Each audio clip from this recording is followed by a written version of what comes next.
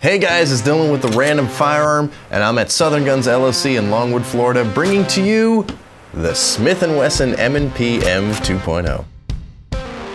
Alright guys, when I first heard this firearm was coming out, I was very excited. I do have the original Smith & Wesson M&P9, and I love it. It's a fantastic firearm. Done a few blogs on it, done a few reviews on it, from the warranty to the firearm itself. It's a fantastic firearm. So needless to say, when this came out, or when I heard this was coming out, I needed to get my hands on it. Okay, so what is different about the Smith & Wesson M&P M2.0 besides just the way it looks? Well, looks go quite a bit of the way. Again, this grip is phenomenal. Now, a lot of you guys might have watched my review on the Springfield XD Mod 2 and how I really didn't like the grip at all because it just says grip zone. Okay, great, we get it. That's where you're supposed to grip.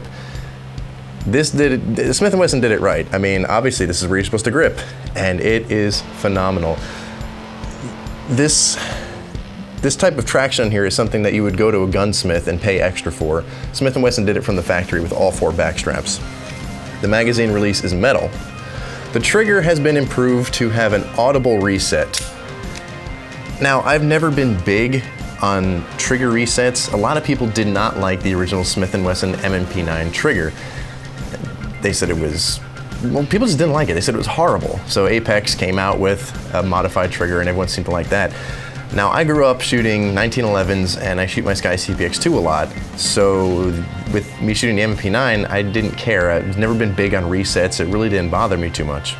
So for the original M&P9, which is this one, the trigger is a little gritty, not really stagey.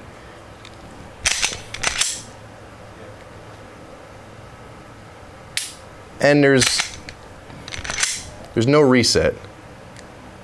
It just goes back into place. That doesn't bother me because I've never been a big reset person.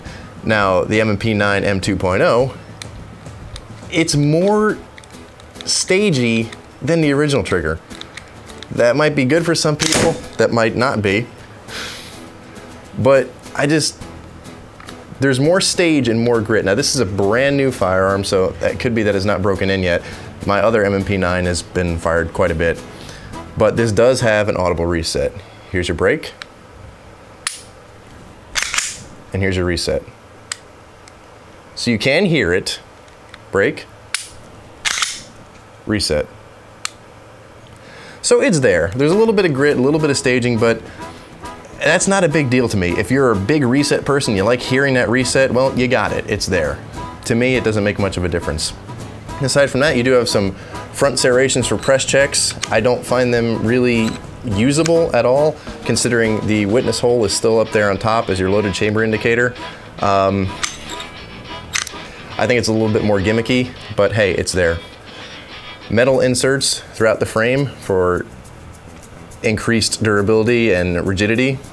I never had a problem with the old one, but I guess that would, definitely help the firearm prolong its life. The sights look identical to me. Most of this firearm is exactly the same as the original one. There's some minor differences on the outside. The biggest thing is going to be the grip and the trigger. Guys, the grip is phenomenal. Now, on my original M&P9, I put traction grips on here. Traction grips is a fantastic product. Rubberized grip. I have them on all my firearms that Traction Grips makes grips for. Love those guys, love the product, fantastic. But this is worlds better. Once this is in your hand, it's not leaving your hand. The grip is just simply amazing. So what do you get in the case? In the case, you get your M&P9, you get 4 interchangeable back straps, you got small, medium, large, and large. It also comes with 2 magazines, you got your lock and your manuals and stuff like that. The foam in the case comes cut out for a threaded barrel, extended sights, and there's an extra slot that you can peel back and you can have another spot for a magazine. Now, MSRP on these things is about 600 bucks, but of course that means when you get to your dealer, you can expect to pay $550 or somewhere around there. Street prices are gonna be lower than MSRP. And I think it's a very reasonable bang for your buck. It seems like a fantastic firearm.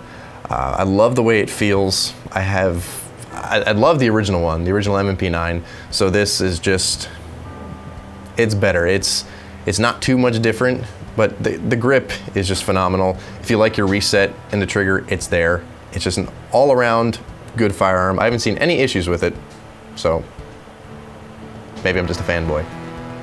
Now I will say one of the biggest things that I noticed that just seems strange that they got rid of, but I'm not sure why. This is the original M&P9. There's a bit of a beaver tail here. On your new M&P9, it's gone. I like it. Is it necessary? No, but I've just gotten used to having it there. This, it's gone. It looks a little bit different from the back end because, well, there's no beaver tail there, but it's the same firearm.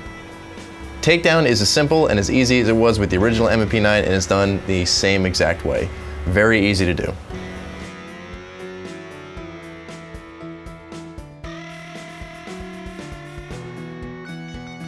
Now, of course, I know what some of you may be asking. Are the magazines interchangeable? That's going to be a huge question for anyone looking to upgrade their M&P to a new M&P is, will the magazines work? Here's the original Smith & Wesson M&P9 with the original magazine in it.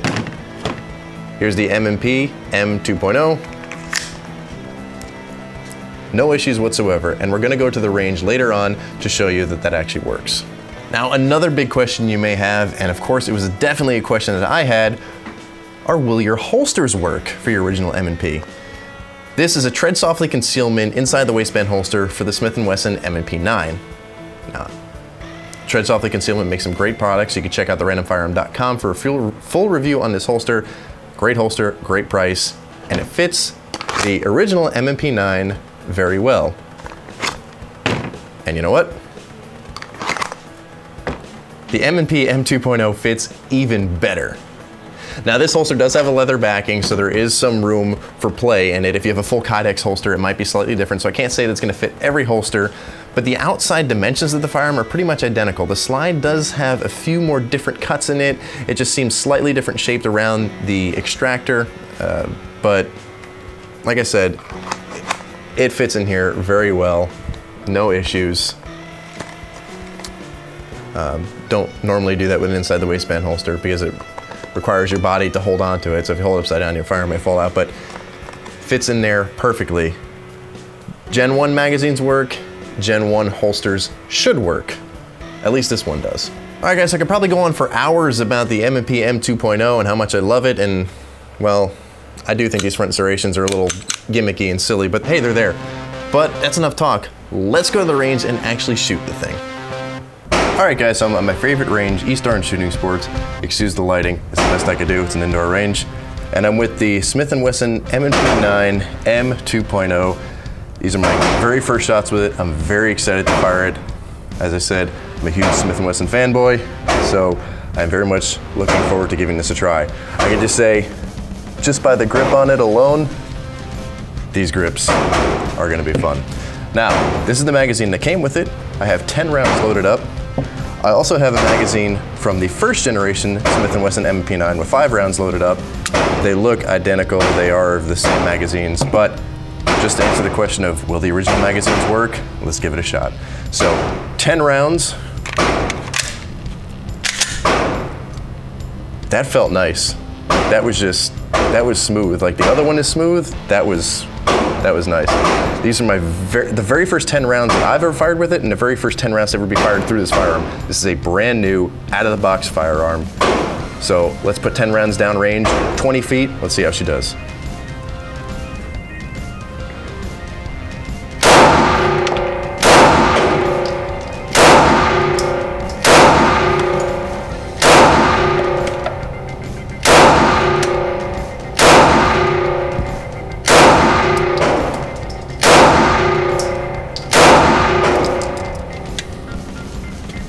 Beautiful.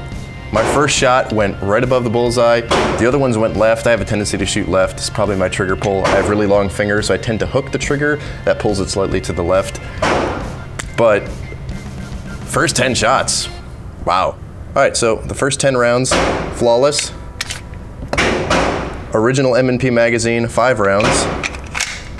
Let's see how she does.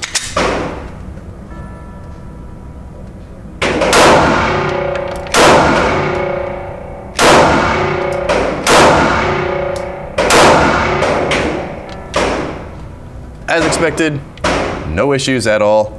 Locked open in the last round. The magazines, yes, they're interchangeable. All right, now like I said, I've never been a huge trigger person. I've never been like, oh my God, this trigger is awful. But I'm gonna try some slow, controlled, and precise shots at the upper 8 just to see how good this trigger actually is or how bad it actually is. So far, I like it. I like the other one too. I never had an issue with it. But I'm gonna put a couple rounds downrange at the 8, do my best. Again, sorry for the lighting. It's kind of the best I could do. But either way, a couple shots at the 8. I have 5 rounds loaded in the new M&P9 magazine, and let's see how she does with some slow, concise shots. Really paying attention to the trigger reset. I've never really been big on firing off of resets. It's just not the way I was trained. Again, I grew up on 1911s, and I shoot a Sky CPX2 aside from my M&P, the original one, so resets really aren't a thing. But I'm gonna pay attention to the reset, and let's see how it goes.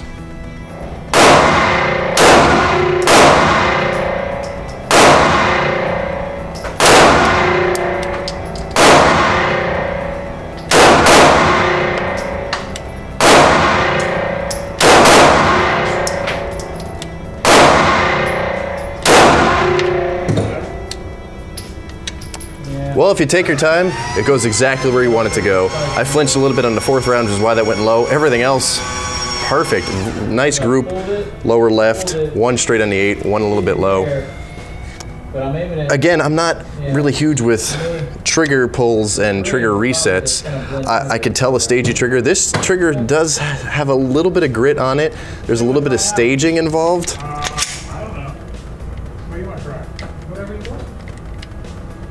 A little bit of stage, a little bit of grit.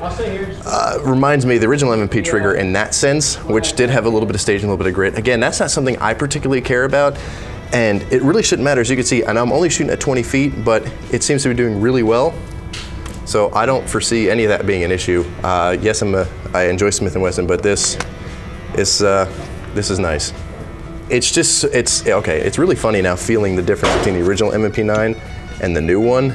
It's just a world of difference. This is so tempting. Oh, I should not have done that. This is so tempting. All right, guys, so I said I wanted to do it. I'm gonna do it. I'm gonna fire both at once because it's just cool.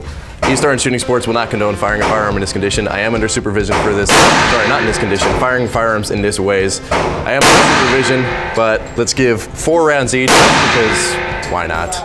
We're gonna beat 20 feet. I'm gonna try to shoot their wall because if I do, that's bad.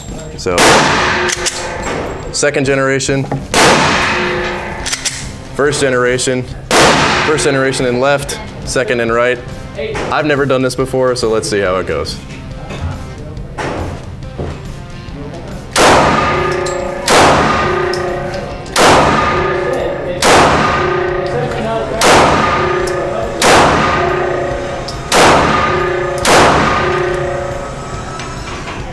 Well, I shot better with my left hand. That's not good, but that was pretty fun. I mean, let's be honest. So there you have it, guys. As you can see, the Smith & Wesson M&P9 M2.0, fantastic little gun. Straight out of the box, it fired phenomenally. No issues whatsoever. The magazines from the first gen fed 100% reliably, even though I only fired a couple rounds through it, no issues whatsoever. It fits the holster from the original M&P. It's the grip out there in the range. There is no doubt in my mind that I am not going to lose control of this firearm. It grips your hand very well, and the grip is just great, and they didn't need to put grip zone all over it either.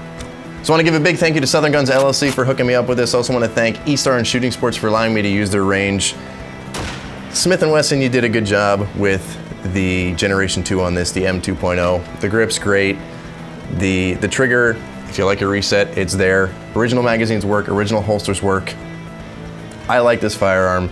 Again, I'm a bit of a Smith & Wesson fanboy, so of course I'm gonna say good things about it. The only thing that I can't see is the front serrations. I don't get it, especially when you got your witness hole right there as a loaded chamber indicator, but whatever.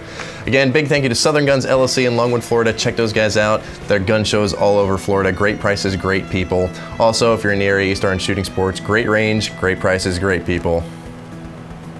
All around good stuff. I like working with good people. So check them out, tell them the Random Firearm sent you. For more information, pictures, and write-up about this firearm and a full written review, head on over to therandomfirearm.com, link in the description. Also guys, in the description, links to everything else I used in the video, including the Flugs, earplugs, E-Star and Shooting Sports, the original M&P9, Tread Softly concealment holsters, all kinds of useful information in the description of the video, so please check that out. Also, don't forget to follow us on Facebook and Twitter for some exclusive content and updates about what's going to be happening next on this channel. Don't forget to subscribe so you don't miss any of the upcoming information. Thank you very much for watching, and I'll see you on the next video.